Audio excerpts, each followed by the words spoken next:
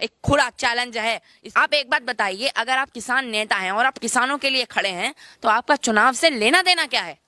आप किसानों के लिए प्रोटेस्ट कर रहे हैं ना, और वो किसान बहलाए फुसलाए गए हैं, वो असली किसान बहलाए फुसलाए गए हैं। और इनके जो ये सो कॉल्ड किसानी मानसिकता है ना, इनसे ये ना रहे। मुजफ्फरनगर में इसके परिणाम आ चुके हैं और मुजफ्फरनगर की जनता ने राकेश टिकैत को एक ऐसा चाटा मारा है जिससे वो चुनावी कब्र में जाके दफन हो चुका है। और इससे ज्यादा कोई शब्द नहीं है। ये चुनावी नतीजे बता रहे हैं कि उत्तर प्रदेश में 2022 में राकेश टिकैत की गंदी राजनीति का कीचड़ नहीं, कीचड़ में से एक कमल खिलेगा, और वो कमल विकास का होगा, वो भाजपा का होगा, यूपी की जनता का होगा। नयन, उत्तर प्रदेश की राजनीति पर आप लगातार नजर रख रहे हैं, तो ओवैसी के बयानों को भी आपने देखा होगा। लगातार वो कह रहे हैं कि हम योगी आदित्यनाथ को सीएम नहीं बनने देंगे, जो ओवैसी की पार्टी है वो 300 से ज्यादा सीटें लाएंगी। इस तरीके की बयानबाजी से वाकई में ओवैसी का कोई फ्यूचर देखते हैं उत्तर प्रदेश की राजनीति में? देखिए, जब एक शेर होता है ना, बब्बर शेर, जब वो जंगल में जाकर दहाड़ता है तो ये खरगोश, चूहे, छिपकली, बिल्ली, गीदड़ और ये है क्या कहते हैं आपके बाकी जो जानवर, लोमड़ी, ये सब बिलों में जाकर छुप जाते हैं अपनी जान बचाने के लिए। तो ओवैसी तो ये बात ना ही करें, क्योंकि योगी आदित्यनाथ जी ने हैदराबाद में जाकर जिस तरीके से वहां के नगर निगम चुनावों में खुली चुनौती दी थी, और शेर की तरह नहीं, बब्बर शेर की तरह जहां कर उसको ललकारा था और दहाड़ मारकर उन्हीं के गढ़ में उनकी कुर्सी हिला दी थी, उनके मंत्री बिलों में छिप गए थे। ये पहले हैदराबाद में तो अपनी जमीन संवार लें।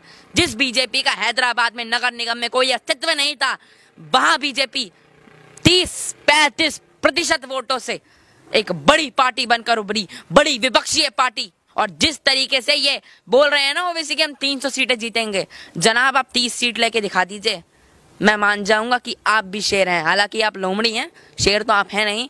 और दूसरी बात, ये आपके अकबरुद्दीन ओवैसी, ये जितने बयान देते हैं, बयान तो इन्होंने ये भी दिया था कि बाबरी मस्जिद शहीद हो गई और वो अमर रहेगी वहीं पे, ये वो फलाना ढिमकाना। वो सिर्फ एक विवादित ढांचा था। और श्री राम जन्मभूमि पर अगर कोई आक्रमण करता अफगानिस्तान, तुर्किस्तान और इटली और ना पता नहीं कितने कितने देशों से आएगा, तो क्या आप उसे भगवान मान लेंगे अपने देश में? अपनी संस्कृति की इज्जत करिए, ये देश तभी आपकी इज्जत करेगा। और ये देश सिर्फ अपनी संस्कृति के लिए जिया था, जिया है और जिया रहेगा। और जो बात आती है योगी आदित्यनाथ को ललकारने की, इनकी हिम्मत तो 30 सीटें जीत 30 माफ कीजिए 30 सीटें जीतने तो बहुत बात है, 15 सीटें जीतने की इनकी हिम्मत नहीं है। पहले आप समाजवादी पार्टी और बहुजन समाज पार्टी से लड़के दिखा दीजिए, तब आप योगी आदित्यनाथ के पास जाएंगे।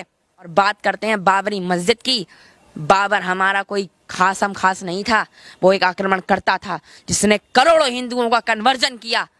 उसकी हम पूजा नहीं करेंगे, ना उसका कुछ करेंगे। वो आक्रमणकर्ता था, आक्रमणकर्ता है, आक्रमणकर्ता रहेगा। उसे हम भगवान नहीं मानेंगे। और अगर आप उसे भगवान मानते हैं तो जनाब चले जाइए वहां पर जहां आपका जाने का बहुत मन करता है। तुर्की से हमारा कोई लेना देना नहीं है, हमारा लेना देना जन्मभूमि से है, हमारा लेना देना योगी आदित्यनाथ जी और उसके विकास से है। मैं बस यही कहना चाहता हूं अपनी आखिरी बातों में कि पहले अपनी कुर्सी बचाइए, उसके बाद यूपी की कुर्सी सोचिए। नयन, अंत में जो उत्तर प्रदेश की जनता है जिसने आज भारी बहुमत से जो उत्तर प्रदेश में भाजपा को विजय भी दिलाई है, उनका बहुत बड़ा सहयोग रहा है। चुनाव भी आने वाले हैं, तो उत्तर प्रदेश की जनता के लिए अंत में कोई संदेश? एज अ राजनीतिक विश्लेषक, एज अ पॉलिटिकल एनालिस्ट, मैं उत्तर प्रदेश की जनता से सिर्फ एक ही बात कहना चाहता हूँ कि आपने जो बीजेपी को, ये तोहफा बीजेपी का पास नहीं है, ये तोहफा योगी आदित्यनाथ जी और यूपी की जनता के संबंधों के लिए है। जो संबंध अटूट है वो अटूट ही रहेगा।